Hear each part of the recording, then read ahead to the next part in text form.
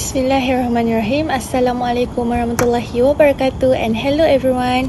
My name is Alia Sofia binti Abdul Muiz, and today I will be presenting my topic for PHY568, which is electricity and magnetism, focusing on electromagnetic fields. First, let us start with the introduction. Electromagnetic field is a fundamental topic in physics that explains the interaction between electric charges through electric and magnetic fields.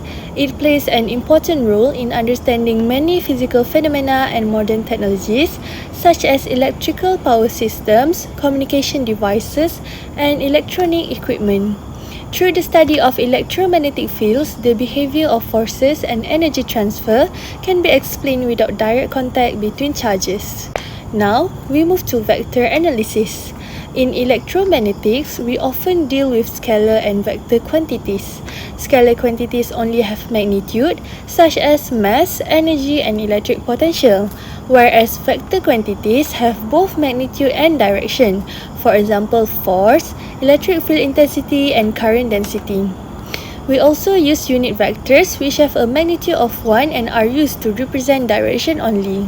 There are two important types of vector multiplication. First is the dot product, also known as the scalar product. It is used to measure how much two vectors align with each other, and it is important in calculating electric flux and work done. Second is the cross product, also known as the vector product.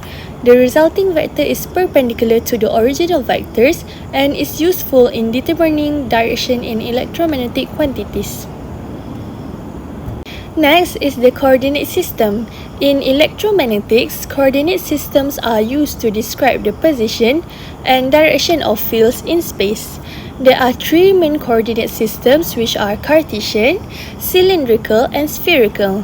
First is the Cartesian coordinate system. It uses three mutually perpendicular axes, which are x, y, and z.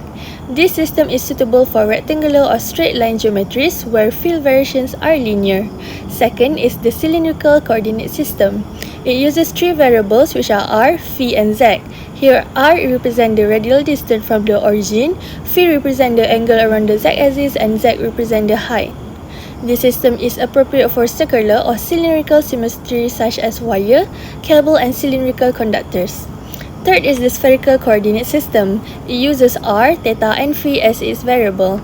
Here, r is the distance from the origin to the point, theta is the polar angle measured from the positive z-axis, and phi is the azimuthal angle measured in the xy plane.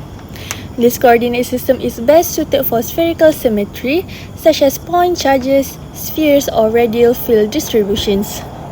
Next, del operator, represented by the symbol nabla, is a vector differential operator used in electromagnetic analysis. It describes how scalar and vector fields change in space. There are three main operations, which is first, gradient, which shows the rate of change of a scalar field. Next, divergent, which measures how much a vector field spreads out from a source. And lastly is curl, which describes the rotational behavior of a vector field. Next is electric charge and electric field. Electric charge is a basic property of matter that causes electric interaction. There are two types of electric charges, which are positive and negative charges. Like charges will repel each other, while unlike charges will attract towards each other. Every electric charge produces an electric field in the surrounding space, and this electric field allows interaction without physical contact. A static electric field is produced by stationary electric charges and does not change with time. The direction of the electric field is defined as the direction of force on a positive test charge. Field line starts from positive charges and ends at negative charges, and the density of this line shows the strength of the field. This concept is very important in electrostatic and electric potential. Next is electric field intensity, represented by the symbol E. Electric field intensity describes the strength of an electric field at a certain point in space. It is defined as the force experienced per unit positive test charge, which means the stronger the force, the stronger the electric field. Electric field intensity is a vector quantity because it has both magnitude and direction. The direction of E is defined as the direction of force on a positive test charge, either moving away from positive charges or towards negative charges. The magnitude of E depends on the amount of charge and the distance from the charge. The SI unit for electric field intensity is Newton per Coulomb. This concept is very important because it helps us analyze electric forces and field distributions in electromagnetics. Next is Coulomb's law. Coulomb's law explains the electric force between 2-point charges. The formula for Coulomb's law is F equals to K Q1 Q2 divided by R square. This means the electric force is directly proportional to the product of the charges and inversely proportional to the square of the distance between them. If the charges are larger, the force becomes stronger, but if the distance increases, the force becomes weaker. This law is important because it is the basic foundation of electrostatics. A static electric field is produced by stationary electric charges. The electric field does not change with time. Static electric fields are studied under electrostatics. Characteristic of static electric field. First, the field strength depends on the magnitude of the charge. The field decreases as the distance from the charge increases. The field direction follows the force on a positive test charge. Field lines are continuous and do not intersect. The electric field exists in the space surrounding a charge. And the relation to previous concepts, it is described mathematically using Coulomb's law and represented using electric field intensity E. It forms the foundation for electric potential and Gauss law and essential for understanding charge distribution in space. Next is electric flux. Electric flux refers to the amount of electric field passing through a surface. The formula is phi equals to EA cos theta. Here E is the electric field magnitude, A is the surface area, and theta is the angle between the electric field and the surface normal. Only the perpendicular component of the electric field contributes to the flux. Next is Gauss law. Gauss law states that the total electric flux through a closed surface is equal to the enclosed charge divided by permittivity of free space. The equation is phi equals to Q enclosed over epsilon naught.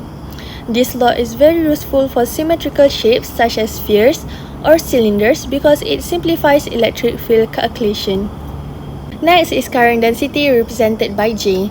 Current density is defined as electric current per unit area. The basic formula is J equals to I over A. It is a vector quantity and its direction follows the flow of charges. In conducting materials, it also follows Ohm's law in point form, which is J equals to sigma E. Next is time-varying electric fields. When magnetic flux changes with time, it produces an induced electromotive force. This is known as Faraday's law. The formula is EMF equals to negative d phi over dt. The negative sign represents Lenz law, which shows the induced EMF opposes the change in magnetic flux. And finally, Maxwell's equations combine all the main laws of electromagnetism. They consist of Gauss law for electricity, Gauss law for magnetism, Faraday's law, and the Ampere-Maxwell law. These equations explain how electric and magnetic fields are produced and how they interact with each other. They are the core foundation of electromagnetic theory. In conclusion, electromagnetic field theory provides a comprehensive framework for understanding the interaction between electric charges through electric and time-varying fields. The use of vector analysis and coordinate systems allow field quantities to be described mathematically and precisely. Fundamental principles such as electric field intensity, Coulomb law, and Gauss law establish the foundation of electrostatics, while current density explains charge motion in conducting media.